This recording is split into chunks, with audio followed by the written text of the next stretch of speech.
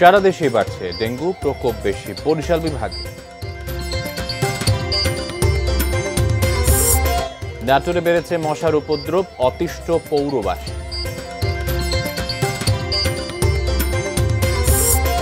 কুষ্টিয়ায় corona শনাক্তের PCR ল্যাবে চুরি, খোয়া গেছে মূল্যবান যন্ত্রাংশ।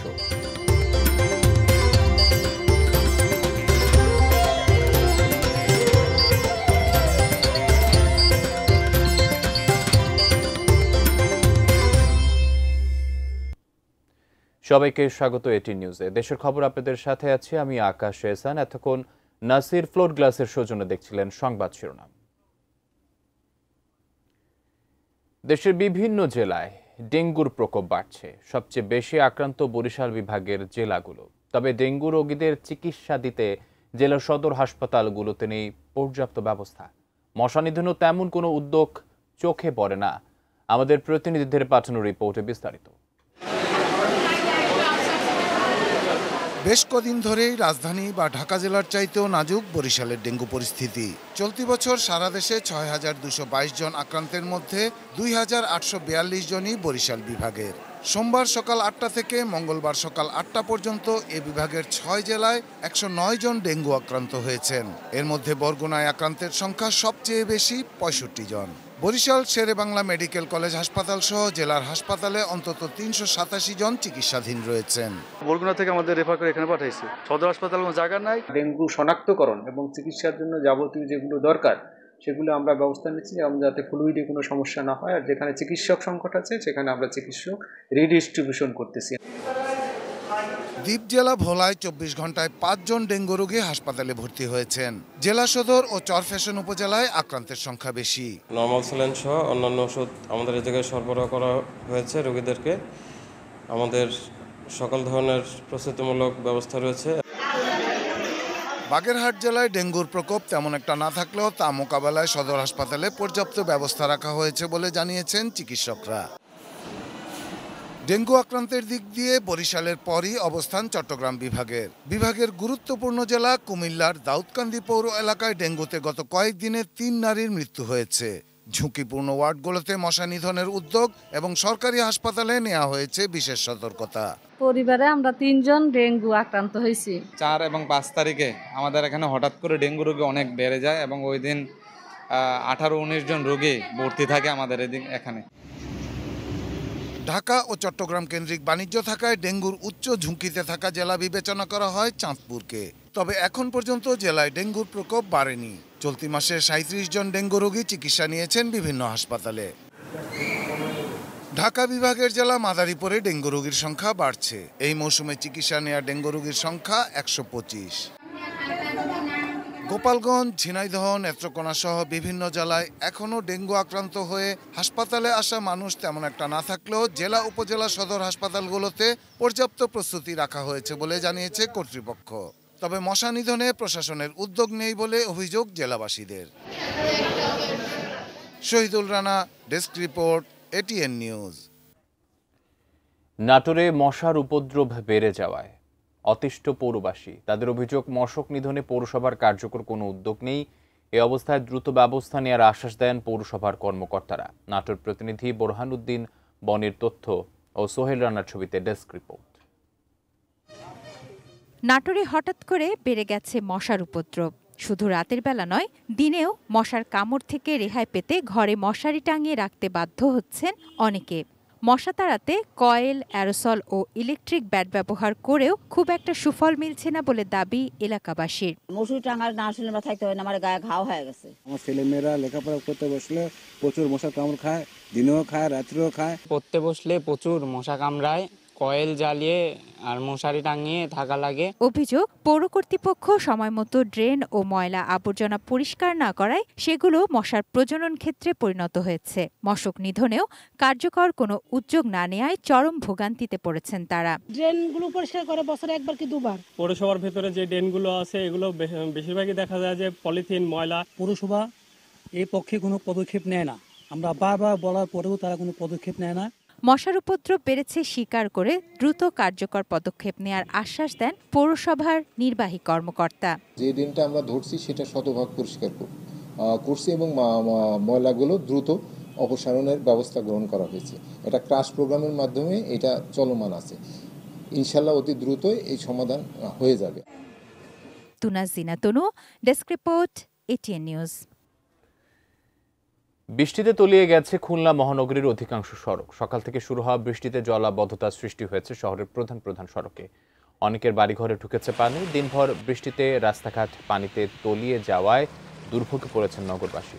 স্থানীয়দের অভিযোগ, অপরিকল্পিত উন্নয়ন ও ড্রেনগুলো নিয়মিত পরিষ্কার না করায় বৃষ্টি হলেই জলাবদ্ধতার দুর্ভোগে পড়েন তারা। পানি নিষ্কাশন ব্যবস্থা উন্নয়নে রাস্তা, ড্রেন ও ফুটপাত পুনর্নির্মাণ করা হলেও মুক্তি মেলেনি।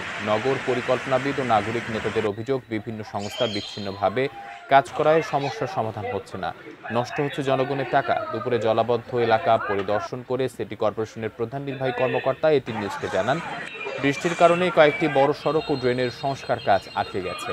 এগুলোর কাজ শেষ হলেই জলাবদ্ধতা দূর হবে বলে জানান। পানি হলেই তো মানুষের বসবাস অন্য রকম হয়ে যায়। ড্রেনের কোনো সুব্যবস্থা নেই যে পানিটা সঠিকভাবে নিষ্কাশন হয়। আমরা খুব ভোগান্তির মধ্যে আছি। বিভিন্ন জায়গায় যেহেতু কাজ চলমান, অনেক জায়গায় ড্রেন বন্ধ আছে। ভৈরব নদী এটার যখন জোয়ার হয় এবং একই সঙ্গে যখন বৃষ্টি হয় প্রচণ্ড, তখন আসলে পানিটা বেরোতে পারে না।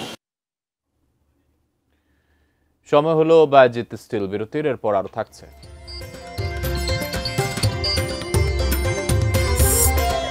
দিনাজপুরে পিকআপ ভ্যান ও মোটর সাইকেলের সংঘর্ষে নিহত 2। প্রকাশ্য দিবালোকে যশোরের মনিরামপুরে নগদ এর 55 লাখ টাকা ছিনতাই।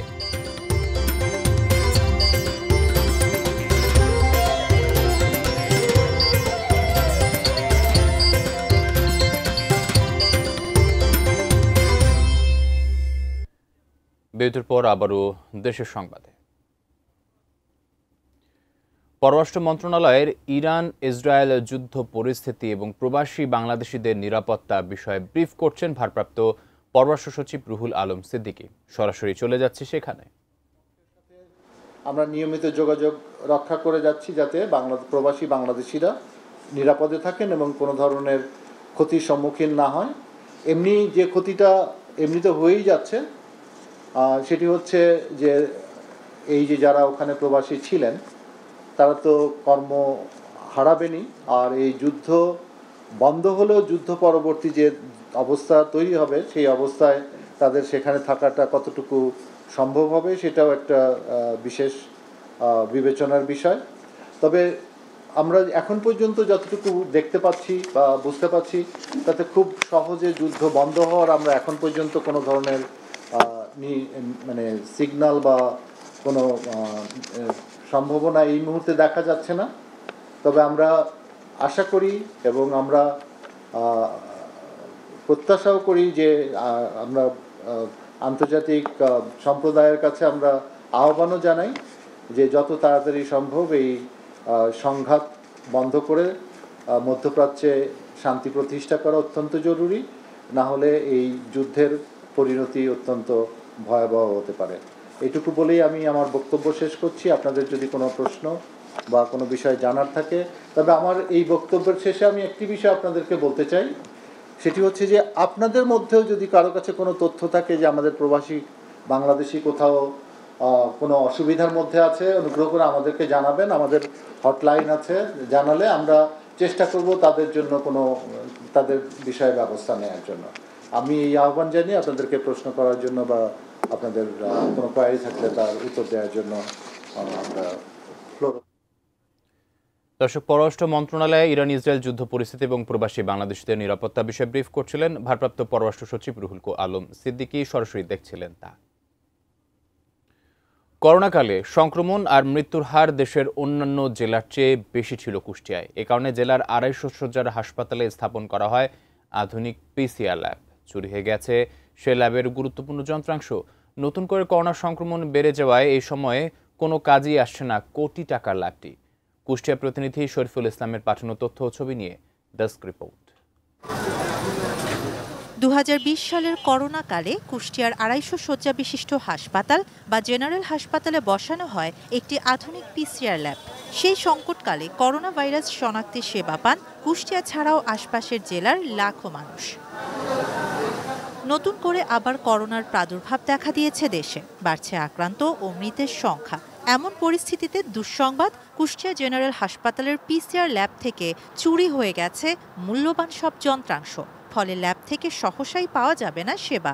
পাশে নির্মাণাধীন ভবন, ওই ভবনের গ্রিল বেয়ে জানালা দিয়ে উঠে উপরে লক্ষ্য করিতে হচ্ছে উপরের আউটডোর এসিগুলো একটাও নাই। তো পর্যায়ক্রমে ভিতরে দেখলাম তো সব জিনিসগুলো আমাদের ঠিকই আছে, জাস্ট আমাদের ওই সামনে যে পিসিআর মেশিনটা ছিল ওইটা মিসিং। পিসিআর মেশিন ওই ল্যাবে 2টা ছিল, তারপরেও আবার 2টা মেশিন নতুন এসেছিল, সেটা আমাদের এই ক্যাম্পাসে মানে এই ভবনে আছে। তো মানে এখন 3টা পিসিআর মেশিন আছে আমাদের। যদি সরকারি নির্দেশনা আসে পরীক্ষা করার জন্য, তো আমাদের পরীক্ষা করার জন্য আমরা সক্ষম। তবে হাসপাতাল কর্তৃপক্ষের দাবি, এতে করোনা শনাক্ত কিংবা চিকিৎসায় কোনো প্রভাব পড়বে না।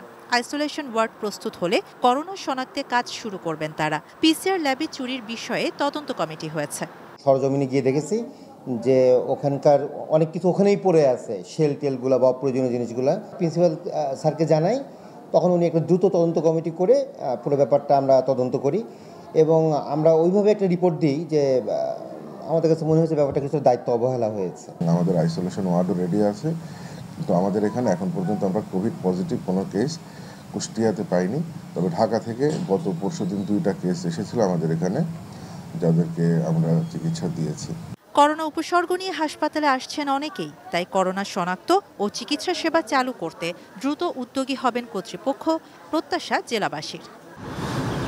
শাহানা জাহান, ডেস্ক রিপোর্ট, ATN নিউজ। সময় হলো আরও একটি বিরতির, সাথে থাকুন।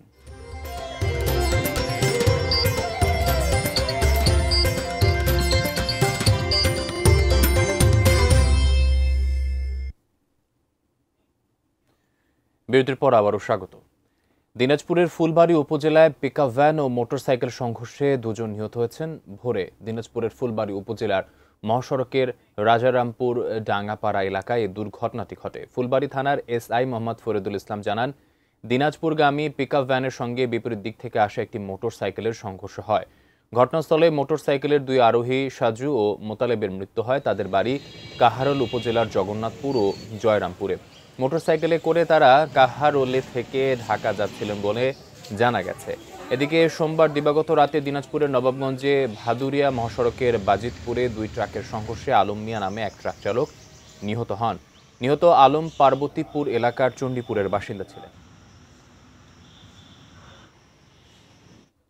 প্রকাশ্য দিবালোকে মোবাইল ব্যাংকিং কোম্পানি নগদের 55 লাখ টাকা ছিনতাই হয়েছে যশোরে। সকাল 11:15টার দিকে মুরারামপুর উপজেলার কুয়াদা জামতলা এলাকায় এই চাঞ্চল্যকর ঘটনাটি ঘটে। 4 দুর্বৃত্ত অস্ত্র ঠেকিয়ে টাকার ব্যাগ ছিনিয়ে নিয়ে যায়। নগদের যশোর শাখার ম্যানেজার রবিউল ইসলাম জানান, তিনি এবং অ্যাকাউন্ট অফিসার কাজী মমিনুল ইসলাম একটি প্রাইভেট কারে করে 55 লাখ টাকা মনিরামপুর উপজেলা অফিসে নিয়ে যাচ্ছিলেন। পথে কুয়াদা জামতলায় একটি মোটরসাইকেল তাদের গাড়ির সামনে এসে চাপ দেয়। চালক গাড়ি দ্রুত চালিয়ে যাওয়ার চেষ্টা করলেও মোটরসাইকেলটি সামনে পড়ে যাওয়ায় তারা আর এগোতে পারেননি। এরপর 4 দুর্বৃত্ত প্রাইভেট কারের জানালা ভেঙে ধারালো অস্ত্র দিয়ে টাকার ব্যাগ ছিনিয়ে নিয়ে পালিয়ে যায়। তারা 999-এ ফোন করার পর পুলিশ ঘটনাস্থলে পৌঁছলেও দুর্বৃত্তরা সটকে পড়ে। শেষ করব দেশের খবর, তবে যাবার আগে নাসির ফ্লোট গ্লাসের সৌজন্যে শিরোনামগুলো দেখে নেব আরেকবার। সারা দেশেই বাড়ছে ডেঙ্গু, প্রকোপ বেশি বরিশাল বিভাগে। নাটোরে বেড়েছে মশার উপদ্রব, অতিষ্ঠ পৌরবাসী। কুষ্টিয়ায় করোনা শনাক্তের পিসিআর ল্যাবে চুরি, খোয়া গেছে মূল্যবান যন্ত্রাংশ। দিনাজপুরে পিকআপ ভ্যান ও মোটরসাইকেলের সংঘর্ষে নিহত 2 এবং প্রকাশ্য দিবালোকে যশোরের মনিরামপুরে নগদের 55 লাখ টাকা ছিনতাই।